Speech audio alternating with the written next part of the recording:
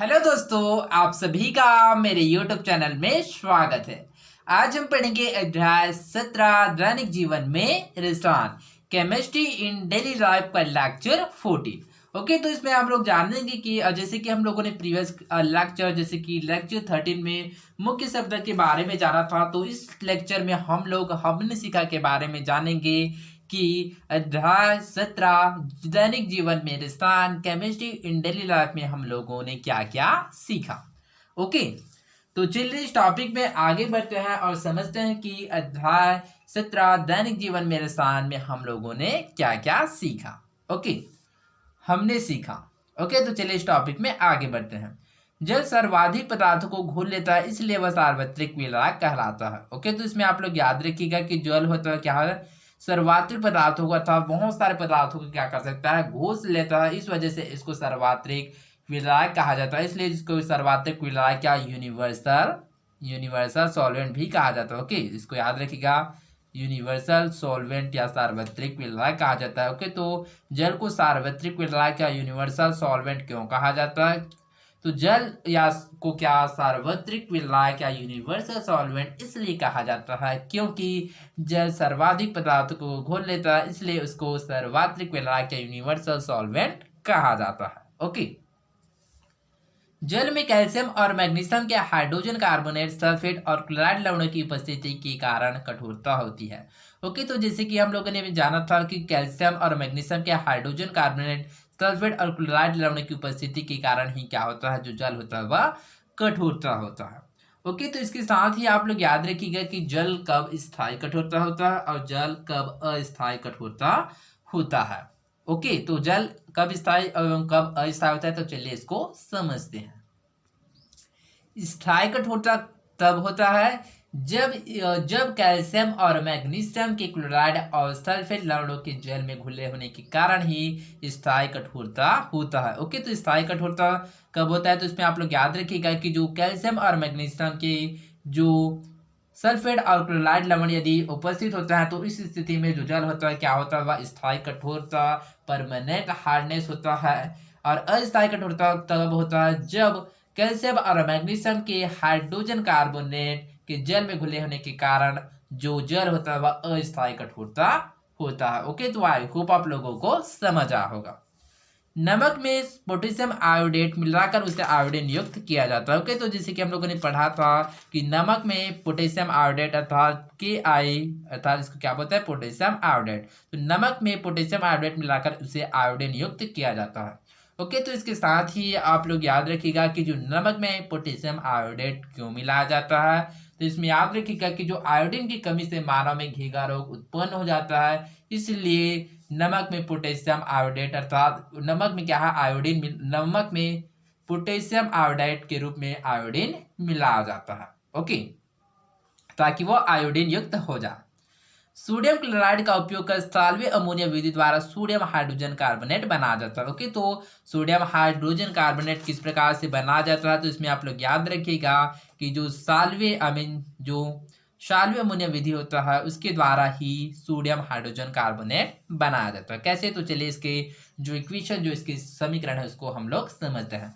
जैसे कि इसका जो समीकरण होता है NaCl plus H2O plus CO2 plus NH3। Okay, तो ये आपस में रिएक्शन करके क्या बनाता है, NH4Cl अमोनियम क्लोराइड प्लस जैसे कि मैं यहाँ पर लिख दे रहता हूँ। ओके, तो NaHCO3 सोडियम हाइड्रोजन कार्बोनेट या जिसको सोडियम बाइकार्बोनेट भी कहा जाता है, अर्थात इस प्रकार से सोडियम हाइड्रोजन कार्बोनेट बना जाता है। ओके, तो इसको याद रखिएगा कि जो सोडियम हाइड्रोजन कार्बोनेट या सोडियम बाइकार्बोनेट है उसको खाने का सोडा, बेकिंग सोडा भी कहते हैं। ओके, इसके साथ ही आप लोग इसको याद रखिएगा कि खाने के सोडा का उपयोग प्रायः रसोई घर में खाद्य पदार्थों को स्पंजी बनाने के लिए किया जाता है। ओके, और सोडियम हाइड्रोजन कार्बोनेट किस प्रकार से बनाया जाता है, तो इसे सोडियम क्लोराइड का उपयोग कर साल्वे अमोनिया विधि के द्वारा इसको बनाया जाता है। ओके, तो इस प्रकार सोडियम क्लोराइड लेते हैं, water plus carbon dioxide plus NH3, इन सभी को साल्वे अमोनिया विधि के द्वारा क्या है,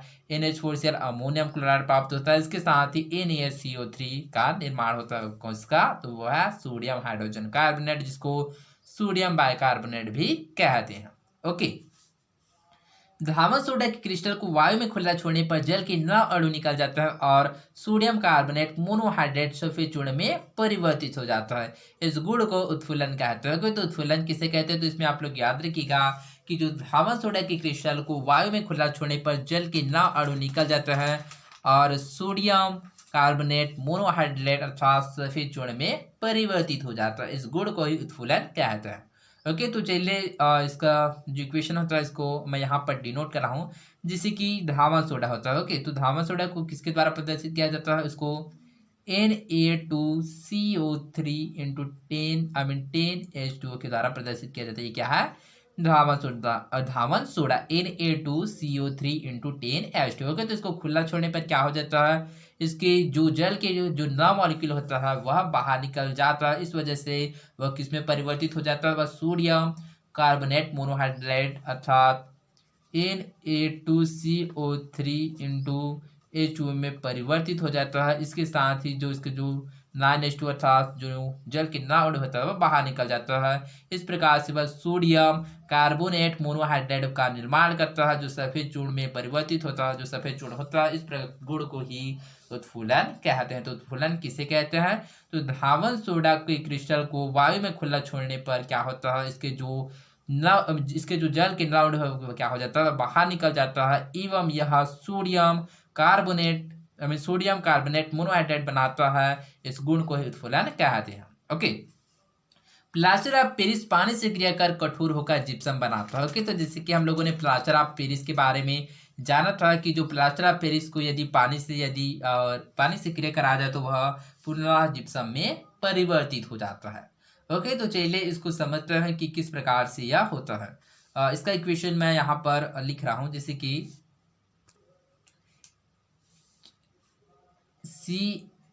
CaSO4 into half H2O plus 1 and half H2O इसके साथ क्रिया कर क्या बनाता है? CaSO4 इंटू 2H2O क्या है? यह जिप्सम है। ओके, तो जैसे कि आप लोग देख सकते हैं कि CaSO4 into half H2O plaster of Paris को क्या करता है? जल के साथ मिलाते हैं तो वह पुनः CaSO4 इंटू 2H2 अर्थात जिप्सम में परिवर्तित हो जाता है जो एक कठोर पदार्थ होता है। ओके, विरंजक चूर्ण का उपयोग विरंजन क्रिया के लिए किया जाता है। यह उसमें से निकलने वाले क्लोरीन गैस के कारण होती है। ओके, तो चलिए अब जो विरंजक चूर्ण होता है उसके बारे में समझते हैं कि जो विरंजक चूर्ण है वह क्या होता है।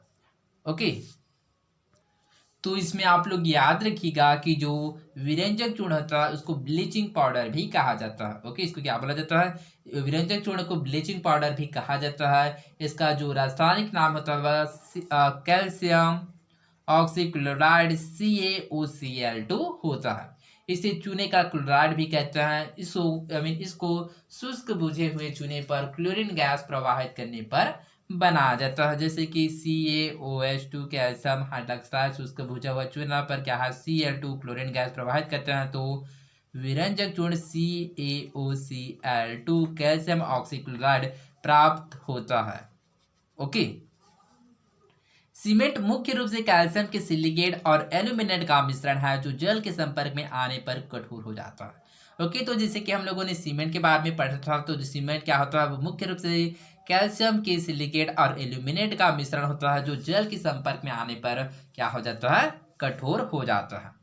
कांच धात्विक सिलिकेटों का मिश्रण है, अतः इसका कोई निश्चित संगठन और रासायनिक सूत्र नहीं होता है। ठीक इसी प्रकार जो कांच होता है वह धात्विक सिलिकेटों का मिश्रण होता है, अतः इसका कोई निश्चित संगठन और रासायनिक सूत्र नहीं होता है। साबुन लंबी श्रृंखला वाले कार्बोक्सिलिक अम्लों के सोडियम या पोटेशियम लवण होता है। ओके, इसके साथ ही आप लोग साबुन के बारे में याद रखिएगा कि जो साबुन होता है वह लंबी श्रृंखला वाले कार्बोक्सिलिक अम्लों के सोडियम या पोटेशियम लवण होते हैं। अपमार्जक सामान्यतः लंबी कार्बन श्रृंखला वाले सल्फोनिक अम्लों के लवण होते हैं। और जो अपमार्जक होते हैं वह सामान्यतः लंबी कार्बन श्रृंखला वाले सल्फोनिक अम्लों के लवण होते हैं। ओके, तो आई होप आप लोगों को समझ आया होगा। यदि आप लोगों को अध्याय 17 दैनिक जीवन में रसायन केमिस्ट्री इन डेली लाइफ से रिलेटेड यदि कोई क्वेश्चन होगा तो आप मुझको पूछ सकते हैं, मैं उसका आंसर आप लोगों को जरूर दूंगा। ओके, तो आप लोग कमेंट बॉक्स में पूछ सकते हैं, मैं आप लोगों को उसका आंसर जरूर दूंगा। तो आज के लिए बस इतना ही। आई होप आप लोगों को समझ आया होगा। तो आज के लिए बस इतना ही, मिलते हैं अगले वीडियो में। धन्यवाद।